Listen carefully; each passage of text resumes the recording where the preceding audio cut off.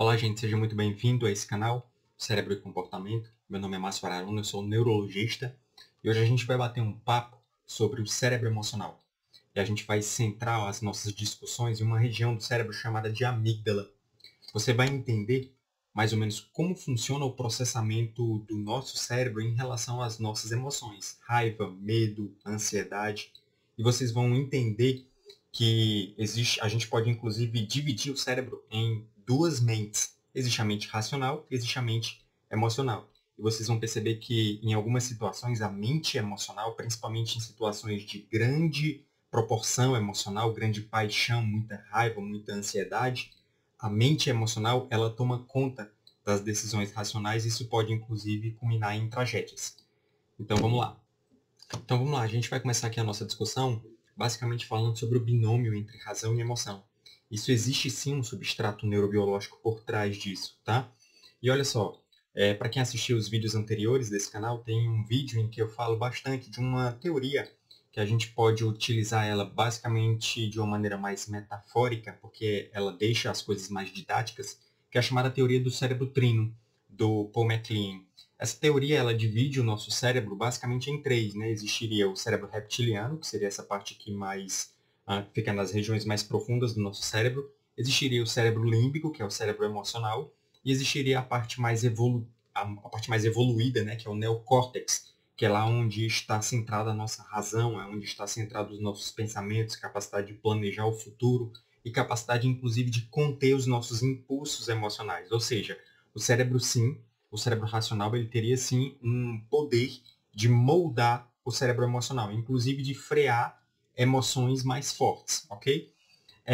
O cérebro límbico, né, que é o foco dessa aula, ele, basicamente, ele funciona como se fosse um cinturão límbico, que a gente chama, entre o cérebro, entre a camada 3, que seria o córtex, né, e a camada 1, que seria mais profunda, o cérebro límbico ele se interpõe e ele forma como se fosse um cinturão. Ou seja, para o neurônio ele sair, eu vou falar de uma maneira bem simples, tá, gente? Não é tão assim, mas só para entender. Para um neurônio ele sair da camada mais evoluída, que seria a 3, para ir para regiões mais profundas, ele teria que passar por essas camadas que se interpõem entre elas, tá? Na verdade, existem conexões diretas também, tá bom? Mas falando de uma maneira simples, só para vocês compreenderem. Só para vocês compreenderem que essa parte límbica, ela funciona realmente como se fosse um cinturão. Então, se eu for traçar uma reta entre a parte mais racional e a parte mais emocional, necessariamente eu passaria por esse cinturão límbico que ele se interpõe entre a camada mais evoluída racional e as camadas mais primitivas, que são as camadas, no caso a camada 1, né, que seriam as camadas que estariam mais relacionadas basicamente com a nossa sobrevivência, em manter o nosso corpo vivo, tá bom? Então, esse aqui é o cérebro límbico. O cérebro límbico, né, ela está relacionada principalmente com a amígdala, que é uma estrutura que a gente vai falar bastante hoje, o hipocampo, o giro do símbolo. Também tem conexões relacionadas com uma região chamada de núcleo accumbens, ou núcleo accumbente, que está relacionado com as recompensas. A gente vai falar isso em outros vídeos. E também se relaciona com algumas partes da ínsula e algumas partes do córtex pré-frontal, que é basicamente o córtex pré-frontal ventromedial. Guardem essas informações, isso não é tão relevante para essa aula, mas a gente vai começar isso em outras aulas mais à frente. Então, voltando para o binômio razão e emoção, né? A gente percebe que a razão ela foi algo muito cultuada pelos filósofos, principalmente pelo René Descartes, que é esse rapaz aqui. Esse filósofo René Descartes, é dele a autoria daquela frase penso, logo existo. Ou seja, filosoficamente é como se naquela época, que foi o período do iluminismo, né, eles cultuavam muito a razão. Eu penso, portanto eu existo. Ou seja, eu tenho razão, portanto eu existo. O que é que isso implica? Se eu não pensasse, se eu não raciocinasse, é como se eu não existisse. Então a razão ela seria meio que a joia da coroa, seria o pilar. E as emoções seria algo mais que estaria meio que nos subúrbios da mente, sabe? É como se fosse algo que não fosse tão importante para as decisões analíticas e racionais. Só que isso na verdade não está tão correto, tá? Inclusive existe um neurocientista, tem inclusive o livro dele aqui, chamado Antônio Damasio, que o nome desse livro é exatamente o erro de Descartes. ou seja, falando exatamente da importância da emoção nas nossas tomadas de decisões, principalmente decisões super importantes da nossa vida, como, por exemplo, com quem eu vou casar, eu vou ou eu não vou investir dinheiro nessa casa, eu vou ou eu não vou investir dinheiro nesse banco, nessa ação, eu vou ou eu não vou fazer um empreendimento. Então, tudo isso, se você não tiver o contexto emocional, essas decisões, elas ficam decisões realmente muito trágicas, ficam decisões bem erradas. Então, o que o Antônio Damasio ele provou é que, na verdade, sim, a emoção ela é tão importante quanto a razão. E olha só, na década de 60, mais ou menos, um neurocientista chamado Wayne Nauta, que era um neurocientista do Massachusetts Institute of Technology, o MIT, uma universidade super consagrada, inclusive na área de neurociências lá nos Estados Unidos, ele fez a seguinte ideia, o seguinte experimento. Ele queria entender qual era a quantidade de axônios, qual era a quantidade de projeções que o córtex frontal, ou seja, a nossa razão, ela enviava. Para onde ela enviava a maioria das suas conexões. E ele também queria entender de onde era que eles recebiam a maior parte das conexões. Então, explicando de uma maneira mais simples, né? O Wayne Nauta, basicamente, ele quis saber, aqui é a nossa razão, é o nosso córtex pré-frontal. Para onde que ele envia projeções? Para onde é que ele envia os seus neurônios? Essa era a primeira pergunta que ele queria saber. Segunda pergunta, de onde é que ele recebe a maior parte das informações? De onde é que ele recebe a maior parte das projeções axonais dos neurônios, né? E aí ele viu que essa região do cérebro, o córtex pré-frontal, ela estava muito relacionada com o sistema límbico. Ela tinha uma grande quantidade de axônios que ela recebia e ela tinha uma grande quantidade de axônios que ela enviava. E existia principalmente uma região no córtex pré-frontal, depois eu vou fazer uma aula só sobre córtex frontal, tá? Que é algo muito apaixonante, a região mais fantástica do nosso cérebro. Então, ele percebeu que do córtex frontal, né, existem várias sub-regiões, várias outras regiões que a gente pode dividir, como o córtex dorsolateral, o córtex medial, o córtex orbital, enfim. Os nomezinhos pouco importam, tá, gente? Mas ele percebeu que uma região específica, que seria a região do córtex pré-frontal, ventromedial, essa região era uma região que ela tinha uma relação mais forte ainda com o sistema límbico. Então, com isso, ele pegou aquela teoria lá do Paul MacLean e ele teorizou que entre a camada 3, que seria a camada mais racional, né, mais evoluída, e a camada 2, que seria a emocional, quem fazia a interconexão seria uma parte do lobo pré-frontal chamada córtex pré-frontal ventromedial. Então, olha só, o Wayne Nauta, ele realmente ele trouxe essa ideia e na época foi extremamente criticado, só que na verdade ele estava realmente correto. Então, entre essa região aqui mais evoluída, né, vamos dizer assim, e o cérebro límbico, interpunha-se o que a gente chama de córtex pré-frontal ventromedial, que seria basicamente essa regiãozinha aqui de baixo, que fica acima dos nossos olhos, acima das órbitas, pegando um pouquinho essa parte aqui do meio, como se fosse assim, certo?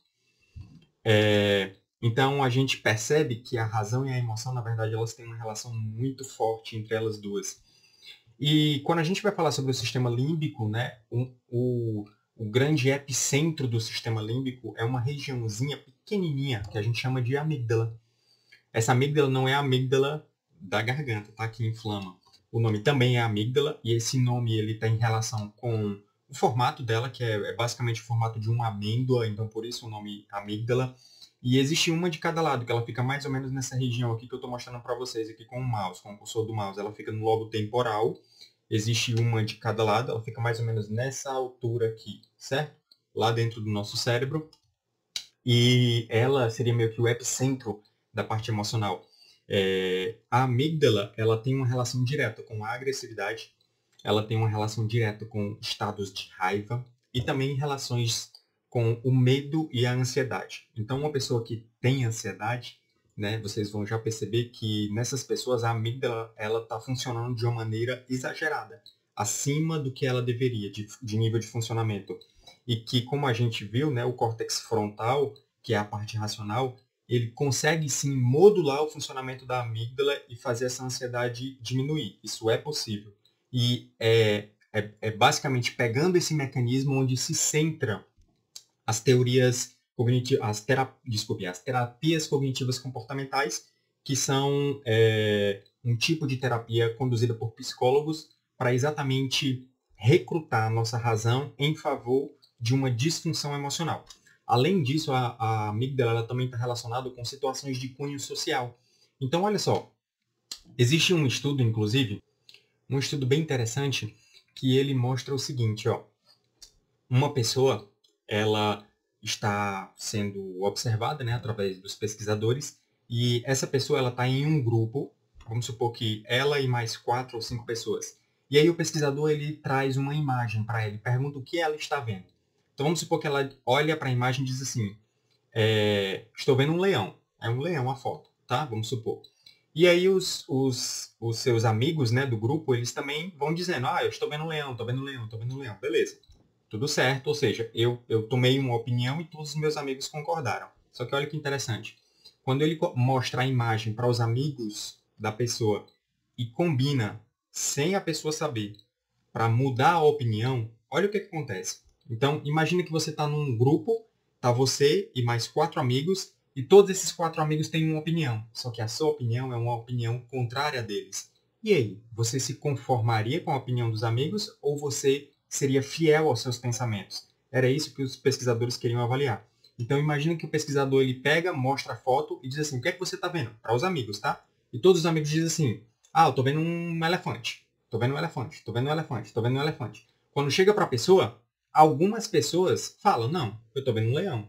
E ficam firmes na ideia. Só que algumas pessoas, elas mudam de ideia. E elas, mesmo vendo um leão na foto, elas diriam que estavam vendo um elefante, né? Porque todos os amigos falaram que estavam vendo um elefante. Aí vamos lá. As pessoas que foram fiéis aos seus pensamentos e às suas ideias, elas ativaram a amígdala. As pessoas que foram de acordo com o bando, né, de acordo com a boiada, vamos dizer assim, com a opinião dos outros, ela não acionou a amígdala. O que é que isso nos diz? Sabendo que a amígdala está relacionada com ansiedade, com medo, com situações de raiva e agressividade, dá para perceber que nessa pessoa, que ela mesmo sendo fiéis aos pensamentos dela, existe uma tensão emocional, existe uma sensação de apreensão. E essa apreensão tem relação com a não conformidade com o grupo. Ou seja, todos têm uma ideia diferente da minha. Eu vou ser fiel à minha ideia ou eu vou realmente entrar em acordo com todos os outros? Quando eu entro em acordo com todos os outros, meu cérebro ele fica calmo. Mas quando eu sou fiel às minhas ideias, é como se existisse um conflito social e emocional. Tipo assim, será que eles vão me aceitar? Será que ainda vou ser aceito no grupo ou não? Claro que a pesquisa ela não era mostrando a foto de um leão e de um elefante, tá, gente? Eu estou simplificando. A pesquisa era um pouquinho mais... É um pouco diferente disso, mas a ideia é basicamente essa. Saber se você estaria em conformidade ou não com os outros. Outra situação que a gente percebe a ativação da amígdala é situações de insegurança social. Não a insegurança social relacionada com o perigo e o medo, tá? Não necessariamente só isso. Mas também em relação a mudanças de hierarquia social. Então, por exemplo, uma pessoa está em um ambiente social, tipo um shopping, alguma coisa do tipo, e ela fala algo que deixa as outras pessoas descontentes. Isso gera uma tensão emocional. Uma tensão emocional semelhante a essa da pesquisa que eu falei em relação à conformidade com o grupo, né? Que é aquela sensação de eu vou ser ou não aceito socialmente, eu estou ou não fazendo algo errado. Então, quando você está nessa situação de constrangimento social, só que relacionado com si, a amígdala também é ativada, tá? Vamos para frente. Agora a gente chega na parte mais interessante. É o seguinte. A amígdala, ela é esse pontinho aqui, ó, bem pequenininho, que existe uma de cada lado, como eu falei. A gente pode dividir essa amígdala ainda em sub-regiões.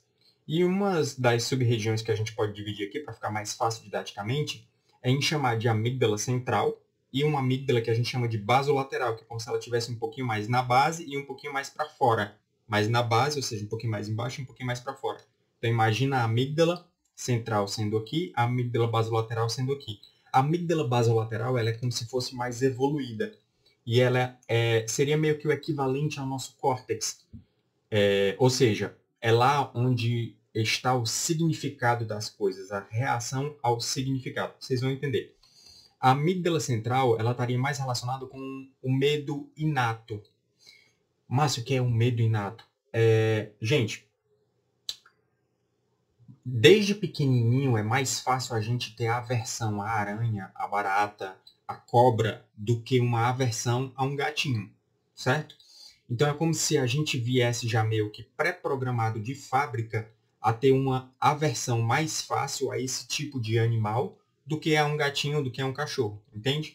Então isso é como se fosse um medo inato, a gente já nasce programado para isso. Se eu pegar um ratinho de laboratório, um ratinho que cresceu e se desenvolveu dentro de um laboratório de uma universidade, que só conviveu com outros ratos ou com pessoas, né, com pesquisadores, esse ratinho ele vai ter medo, ele vai reagir de uma maneira apreensiva e temerosa quando ele se expõe ao cheiro de uma cobra, por exemplo, ou um cheiro de algum outro predador, ou seja, um medo inato. Do mesmo jeito, em relação a estímulos como choque, em relação a estímulos como algo que produz alguma agressão ao seu corpo, você tende a ter uma aversão a isso de uma maneira mais fácil. Então, por isso que a gente chama de medo inato. O medo aprendido, é aí onde entra a jogada, né? Ele estaria mais relacionado com a amígdala basolateral. Então, olha só.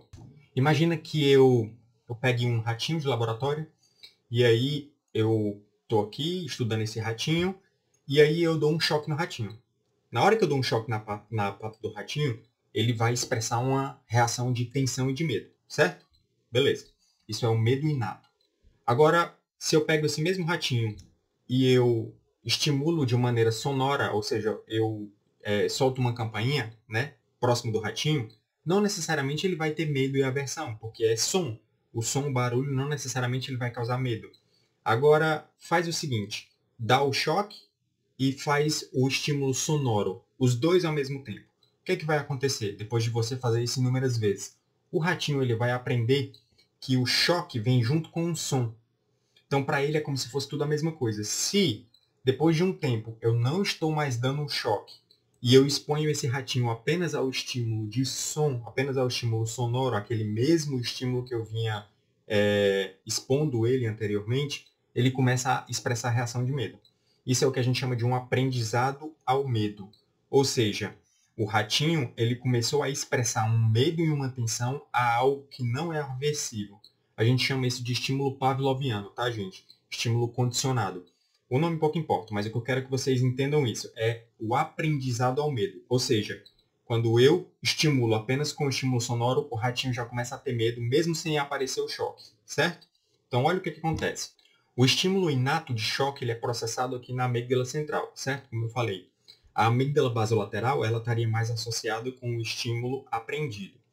Então, no momento em que o ratinho ele aprende que o estímulo sonoro provoca medo, também é algo aversivo, o aprendizado ele vem da amígdala basolateral. Então, essa região aqui da amígdala, ela começa a entender. Todas as vezes que eu escuto essa campainha, que eu escuto esse estímulo sonoro, eu recebo um choque na pata. Então, quando ele apenas escuta o estímulo sonoro, ele já vai expressar a reação de medo. E isso é porque a amígdala basolateral ela está estimulando a amígdala central. Agora, vamos lá. Imagina que eu começo a fazer isso de maneira repetitiva. Eu dou o estímulo sonoro, mas eu não dou mais o choque no ratinho. O ratinho, no início, ele começa a ter a sensação de medo. Mas imagina que eu faço isso durante vários dias, de maneira repetitiva. Ele passa a aprender que o estímulo sonoro não causa mais aquela reação de choque. Então, isso é um outro aprendizado. E isso é algo interessante, gente, porque a extinção do medo, ela não acontece porque esses neurônios aqui, eles param de funcionar. Não é isso que acontece. Na verdade, eu tive um novo aprendizado. Eu formei uma nova conexão neuronal para poder fazer com que o som ele não vem mais acompanhado de choque. Então, o que acontece? Nesse momento, eu tenho neurônios na amígdala basolateral, que agora eles estão inibindo a amígdala central.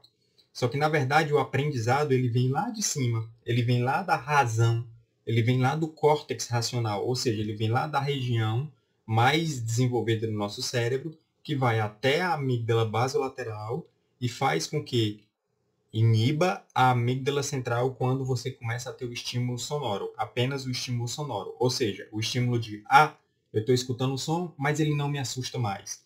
E isso aqui, gente, é onde se encontra o pilar da terapia cognitivo-comportamental. Então, imagina uma pessoa que ela tem uma ansiedade, uma fobia. Imagina o seguinte, ó. Imagina que uma pessoa que ela tem medo de chuva, certo? Inclusive, isso chegou a acontecer com o meu irmão é psiquiatra e ele chegou a me contar esse caso. Na época que ele estava na residência, ele teve uma paciente que tinha um temor à chuva. E quando ele começou a conversar com a paciente, ele percebeu que no dia que o pai ou foi a mãe dessa paciente morreu, estava chovendo. Então ela associou. Vocês percebem? Ela aprendeu que a chuva é algo ruim.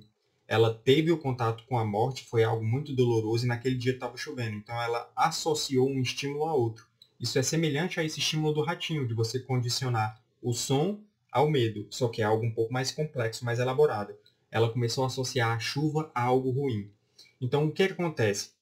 Através da terapia cognitivo-comportamental, que são através de várias técnicas onde você recruta a razão em favor da emoção, você começa a aprender que a chuva não é algo temeroso, não tem por que ter motivo, não existe um motivo para a pessoa ter medo de chuva. A chuva não vai trazer nenhuma coisa ruim para mim, entende? Então, através de técnicas, os psicólogos, né, ou psiquiatras, eles começam a fazer essa associação, que ela vem lá do córtex frontal, do córtex pré-frontal, vai para a amígdala basolateral e a amígdala basolateral começa a inibir a amígdala central.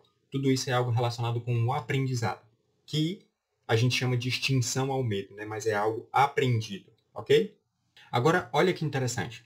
Olha como as coisas vão ficando cada vez mais fascinantes.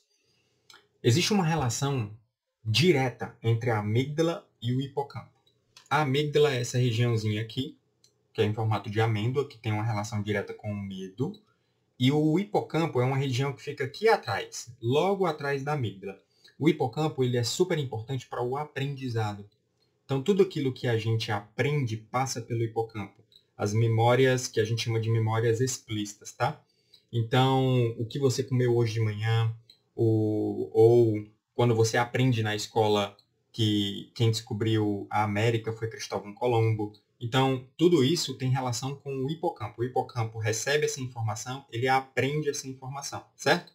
Agora, olha que interessante. Quando a gente está em situações de emoção intensa, a amígdala ela começa a ter uma preponderância em função do hipocampo. Ou seja, a emoção ela começa a ter uma força maior, inclusive em relação ao aprendizado. Ou seja, quando aquela paciente lá ela estava vivenciando o falecimento dos pais, ela era uma criança. E a criança ela tem uma baixa estrutura racional, basicamente emoção pura, né, a criança. Então, ela tem poucos mecanismos racionais para poder lidar com as adversidades da vida. Então, essa paciente, provavelmente, né, ali naquele ambiente onde os pais estavam sendo velados, ela estava em uma situação de extrema tensão emocional.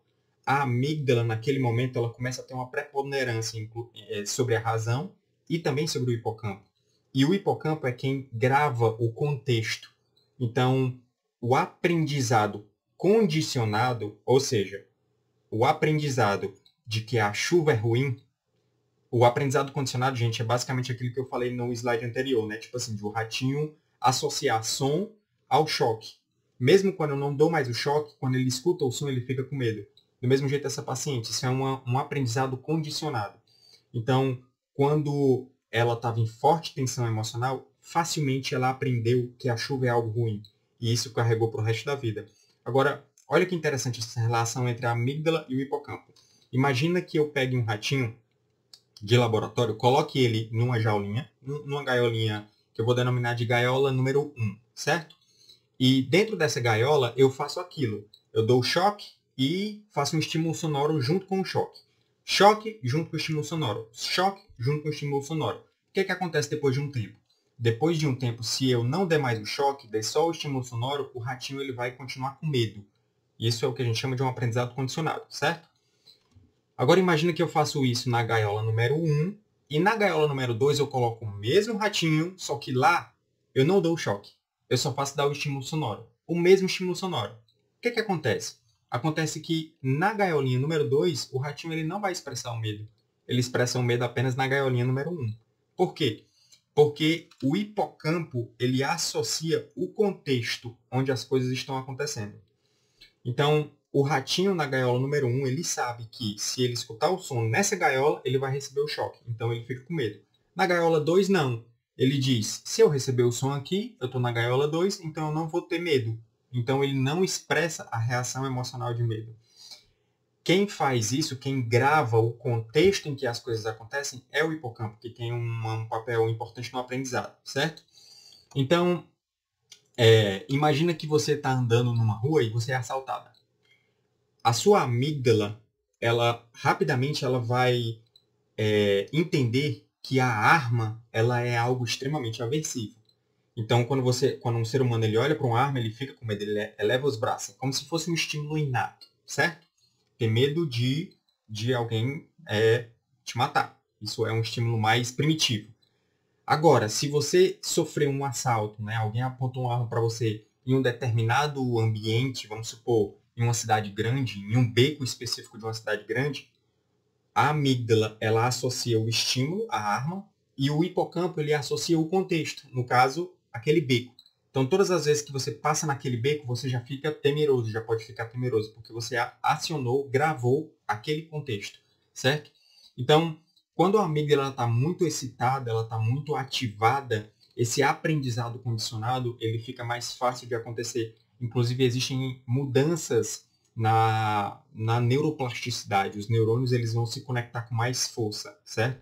Por isso que uma pessoa que está tensa emocionalmente, ela começa a ficar cada vez mais ansiosa, cada vez mais ansiosa. A ansiedade ela vai tendo um estímulo positivo sobre ela mesma, tá? Isso, inclusive, a gente vai falar em aulas mais futuras. Olha que interessante.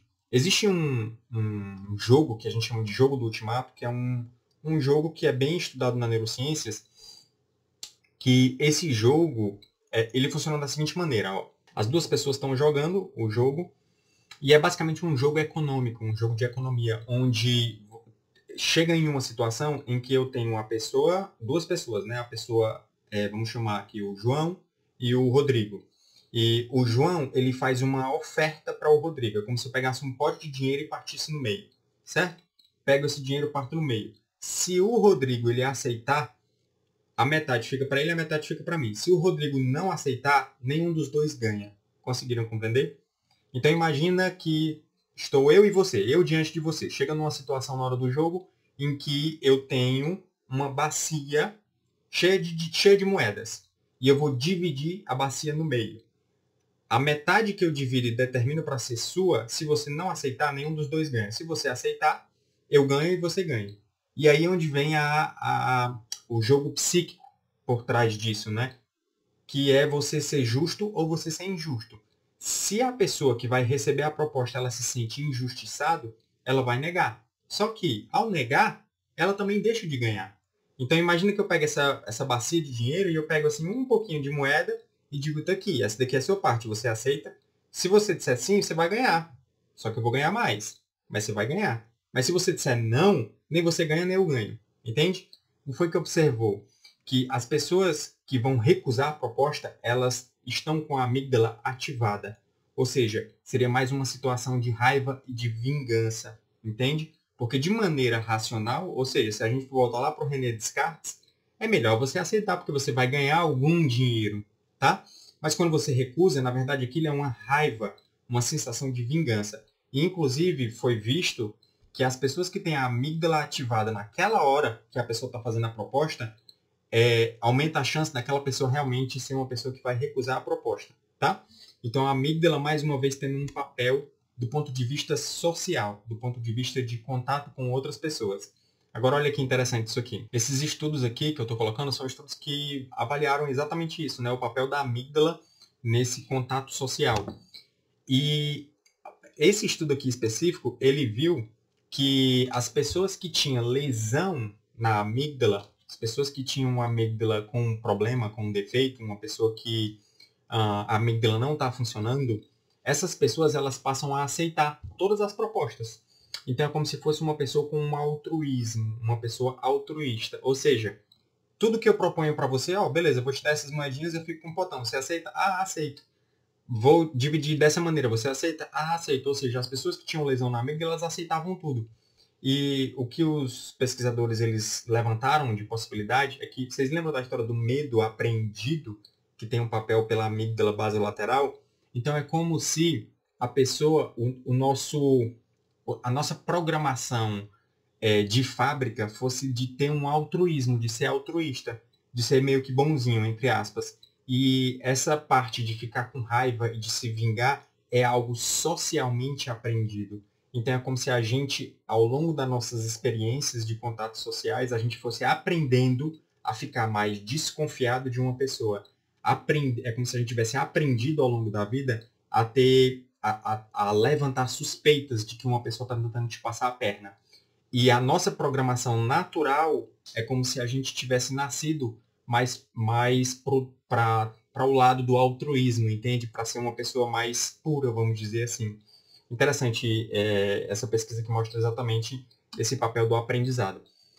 Agora, de onde é que vem, né, todas as informações? De onde que a amígdala age? A amígdala, para ela poder agir, ela precisa receber estímulos, né? E os estímulos, eles vêm dos órgãos, dos receptores que estão na periferia, né? O olho, nariz, ouvido, tato, enfim. Então, tipo, esses estímulos entram pelos receptores, pelos órgãos sensoriais e vão até o cérebro. E todo o estímulo de sensibilidade que chega no nosso cérebro, gente, passa por uma estação que a gente chama de tálamo. Imagina o tálamo como se fosse um setor de distribuição, tá? Então, tudo que chega no tálamo, o tálamo pega, organiza e distribui. Ah, esse estímulo aqui é visual, então eu vou mandar lá para a região do cérebro que é responsável pela visão. Ah, esse estímulo aqui é de audição, então eu vou mandar lá para a parte do cérebro que está relacionado com a audição. Então, o tálamo ele tem esse papel de distribuir. O que foi descoberto por um neurocientista chamado Ledoux é que existe uma estação de passagem entre o tálamo e a amígdala. O tálamo ele manda a informação para o córtex, mas também, ao invés de passar para o córtex depois passar para a amígdala, ele manda também uma passagem diretamente para a amígdala. Qual que é a consequência disso? Existe uma consequência. Olha só, o nosso córtex é ele quem refina, né? É ele quem consegue ter a máxima precisão possível dos estímulos. Então, imagina que você está numa rua e que uma pessoa ela vai te assaltar. Quando ela coloca a mão no bolso que ela vai puxar rapidamente, você já imagina que aquilo ali vai ser uma arma, não é? Só que depois que a pessoa puxa, e você pode, por exemplo, observar que na verdade não era uma arma, era uma carteira que a pessoa estava puxando, entende? Então, essa informação ela vai muito rápida para a amígdala, por isso que rapidamente a gente age.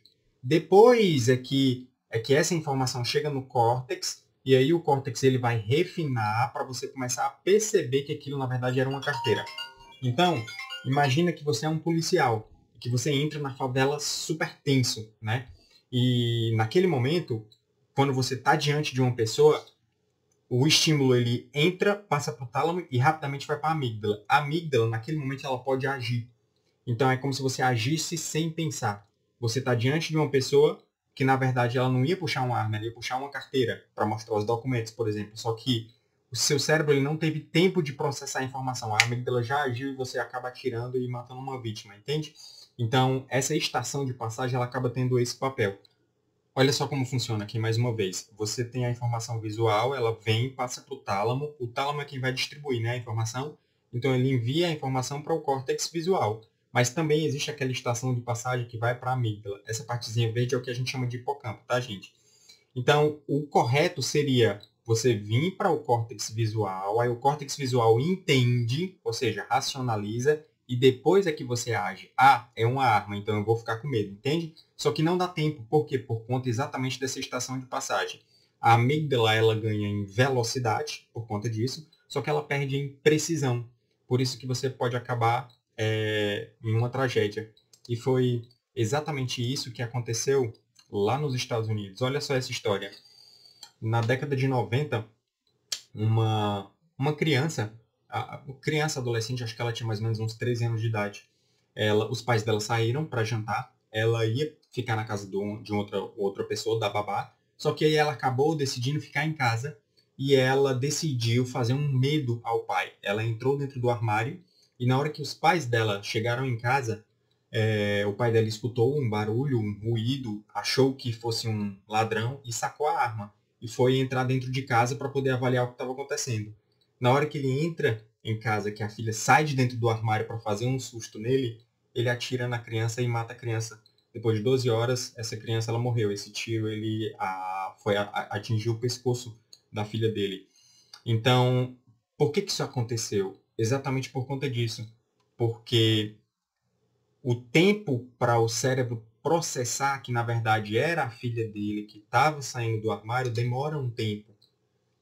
É mais preciso, ele vai realmente compreender que é a filha dele dando um susto nele, só que existe um tempo, um delay para que o nosso cérebro ele processe essa informação.